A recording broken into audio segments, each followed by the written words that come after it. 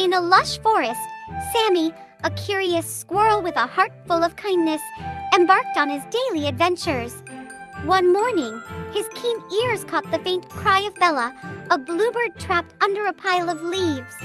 Without hesitation, Sammy rushed to her aid, freeing her from the foliage. Grateful for Sammy's help, Bella led him to her nest atop the tallest tree. From there, they shared stories and laughter, forging a deep friendship. Sammy realized that helping others brought him immense joy, and he vowed to always lend a paw to those in need. With Sammy's newfound commitment to kindness, he and Bella became inseparable companions, spreading happiness throughout the forest. Together, they showed that even the smallest acts of compassion can create the biggest impact in the world.